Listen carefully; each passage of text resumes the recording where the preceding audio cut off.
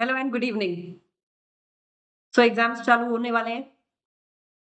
You all would be panicking and every time every attempt you all wait for me कि मैं exam से पहले आप लोगों के लिए कुछ बोलूं। तो हियर आई एम टू से what ever my mind speaks of at this point of time.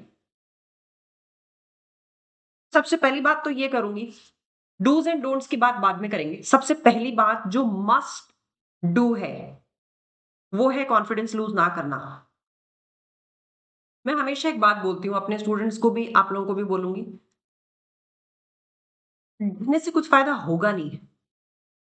और अगर डरने से फायदा होता है तो बताना, मैं भी मिलके डरूंगी आप लोगों के साथ।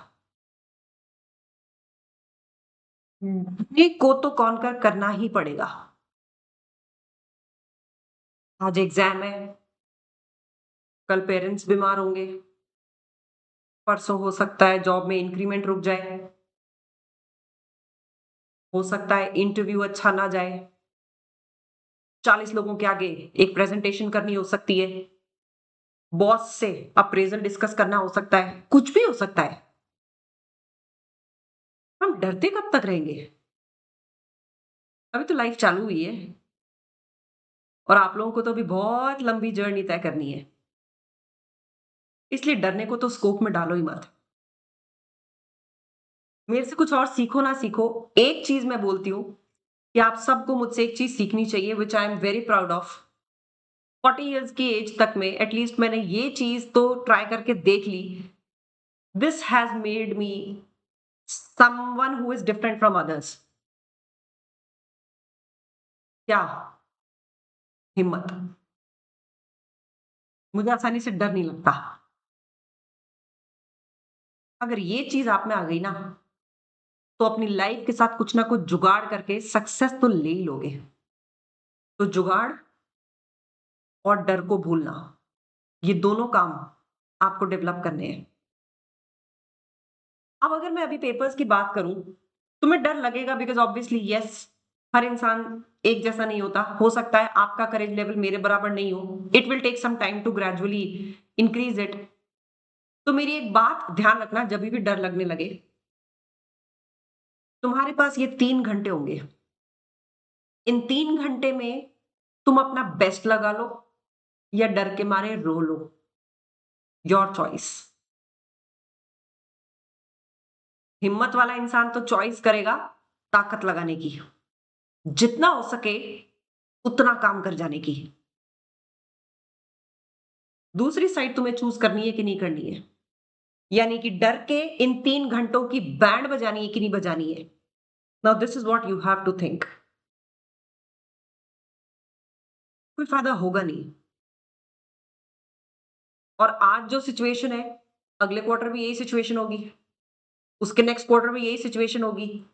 यानी ये लड़ाई तो हमें लड़नी ही पड़ेगी। तो मैं ना हमेशा एक मजाक में बात बोलती हूँ, जिस दिन एक डॉग पीछे भाग रहा होगा ना तुम्हें काटने के लिए, तो तुम्हारे पास दो ऑप्शन है, या तो खड़े होकर उसके काटने का वेट करना या फिर भागना। तुम्हारे बॉडी इंस्टिंक्ट्स तुम्हें भागने के लिए बोलेंगे, रन। और यही चीज मैं आज बोलूंगी, फॉर्म, डोंट एस्केप। डरो नहीं, परफॉर्म। जैसे डॉग से बचने के लिए तेज भाग के अपने आप को बचा सकते हो ना, अपना बेस्ट लगाते हो ना कि उसकी बाइट से बच जाए, वैसे ही बेस्ट लगाना है कि फेल होने से बच जाए। लेकिन बेस्ट लगाने के बाद भी अगर फेल हो गए तो कोई ना, कम से कम जो अपने हाथ में था वो तो किया। बस वही करना है, जो अपने हाथ में है वो करना है। कोविड में ना बहुत सारे लोगों के साथ ये दिक्कतें भी हुई, पेरेंट्स बीमार हो गए और इतने ज्यादा बीमार हो गए कि आप कुछ कर नहीं पाए। लेकिन एक चीज तो हम कर ही सकते थे ना, कोशिश। बहुत सारे कैंसर पेशेंट्स होते हैं, वो भी ये ट्रायल करते हैं ना, कोशिश। तो आपको एक ही काम करना है, कोशिश। और वो भी ईमानदार कोशिश। ईमानदार कोशिश मीन्स बिना डरे बेधड़क होके कोशिश करना। डर लगेगा बैक ऑफ द माइंड, पर अपने आप को याद दिलाना है, मेरे पास ऑप्शन नहीं है, I have to do it. देखो और एक फनी चीज बोलती हूँ, लड़कों के लिए इस डर को भगाने का तरीका है, अपने आप को याद दिलाओ। थ्री इडियट्स का एक डायलॉग था, ना कोई बाप अपनी बेटी देगा, ना कोई कंपनी नौकरी देगी, लाइफ की ऐसी तैसी हो जाएगी।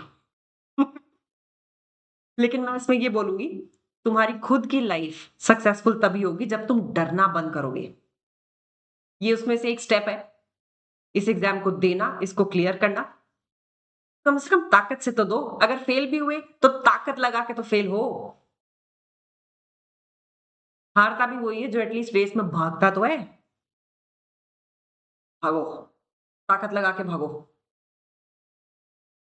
तो ये तो रखना है तुम्हें अपने कॉन्फिडेंस पे कंट्रोल। अब आती हूँ बाकी चीजों पे, जो स्पेसिफिकली मैं बोलूंगी कि डूज एंड डोंट्स हैं। एक तो एग्जाम से 15 आवर्स पहले आप कुछ पढ़ेंगे नहीं। मैं हमेशा बच्चों को मना करती हूँ कि प्लीज 15 घंटे पहले कुछ मत पढ़ो। अगर आप रिवीजन भी कर रहे हो तो कई बार ऐसा होता है कि उस रिवीजन में कोई चीज आप भूल गए, तो एकदम से ना एक सेल्फ डाउट आता है कि यार मैं बाकी चीजों तो नहीं भूल जाऊंगी कहीं। तो बेटर है कि 15 घंटे पहले तुम कुछ मत पढ़ो। देखो, जो तैयारी होनी थी, जो पूरे क्वार्टर में नहीं हुआ, तुम लास्ट के 15 घंटे में क्या कर लोगे।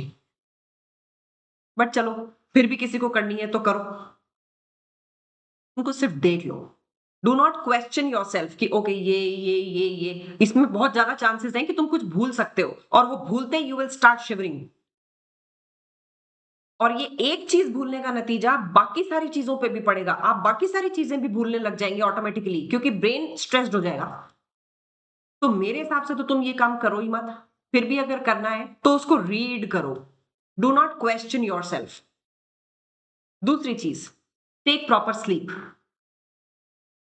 थका हुआ दिमाग तो वैसे ही अपनी अच्छी परफॉर्मेंस नहीं देगा। आप क्वेश्चंस इंटरप्रेट नहीं कर पाएंगे, क्वेश्चंस को बीच बीच में से स्किप करेंगे, यानी सामने लिखी हुई चीज को आप ओवरलुक कर जाएंगे, because your brain would be tired.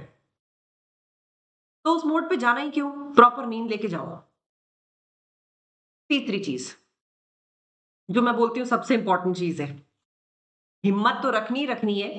अपने बैक ऑफ द माइंड में एक चीज और रखनी है, जो क्वेश्चंस आपके लिए नए हैं वो सारी दुनिया के लिए भी नए ही हैं। ऐसा नहीं है कि एसीसीए ने किसी को पेपर पहले भेज दिया है तो ये नाइंसाफी सिर्फ मेरे ही साथ हो रही है। ऐसा कुछ नहीं है। If you find something new in the paper which you are not able to relate to, उसके बारे में जो आता है वो लिखो। कुछ तो आता ही होगा यार, वो लिखो। अपने आप को याद दिलाओ कि ये पेपर या ये क्वेश्चन जितना मेरे लिए नया है उतना ही दूसरों के लिए भी नया होगा। दूसरे भी डील कर रहे हैं ना, मैं भी कर लूंगा। चौथी चीज, पेपर को छोड़ के मत आना। पहले वो वाला पोर्शन करना जो तुम्हें अच्छे से आता है। आई always say 80 marks done properly is much better as compare to 100 marks done in an average way. तो पहले 80 मार्क्स के ऊपर फोकस करना, जो तुम्हें आता है। लेट सपोज 80 मार्क्स का आता है, उसके ऊपर फोकस करना, अच्छे से करना उसको। फिर बाद में टाइम बचे तो ये जो 20 मार्क्स वाला है, इस पे तुम्हें जितना भी जो भी उसके बारे में आता हो जरूर लिखना। कई बार क्या होता है, 48 मार्क्स 49 मार्क्स आते हैं ना, तो बड़ा दुख होता है कि यार वो 20 नंबर में से थोड़ा सा भी अटेम्प्ट कर दिया होता तो एक नंबर आ जाता और मैं पास हो जाती या हो जाता। तो अगर मौका मिले, टाइम मिले, तो इस 20 मार्क्स वाले पे कुछ तो लिखना। फिफ्थ सेट ऑफ एडवाइस, जो भी चीज जिस भी पेपर के बारे में लिख रहे हो, लैंग्वेज अच्छे से यूज करना, प्रेजेंटेशन अच्छी रखना, यानी सेंटेंस फॉर्मेशन अच्छा होना चाहिए। जो चीज बोल रहे हो टू द पॉइंट बोलना, इधर उधर की फालतू बकवास नहीं। Write relevant, right to the point. Capital letters sentence starting में यूज करने हैं। हेडिंग्स अगर लगा सकते हो तो हेडिंग्स लगाना। ज्यादा अनशंट मत लिखना। ये मत सोचना कि मैं पेपर पे पेपर भरे जा रहा हूं या मैं एक आंसर को लंबा लिखे जा रहा हूं, उससे मुझे मार्क्स मिलेंगे। नो, एसीसीए में मार्क्स रिलेवेंट राइटिंग के होते हैं। मीन्स आपको जो टू द पॉइंट आंसर है वही लिखना है, स्टोरीज बिल्डिंग नहीं करनी है। तो मैं इसका एक मेजरमेंट जो देती हूँ, that is for getting every 1 mark, आपका एक्सप्लेनेशन 2 लाइन्स के बराबर होना चाहिए। तो इतना डिटेल में उसको डिस्कस करना, नॉट दैट कि एक ही बात को बार-बार लिखने जा रहे हैं। No, 2 new set of informations. इससे एग्जामिनर आपको 0 देने की बजाय कुछ नंबर तो देगा, even if you are not hitting the question requirement correctly.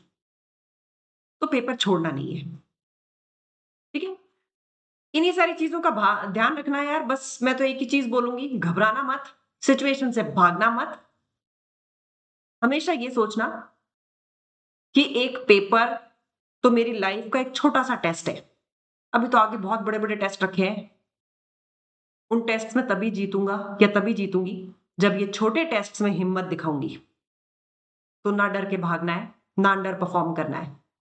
Perform your best.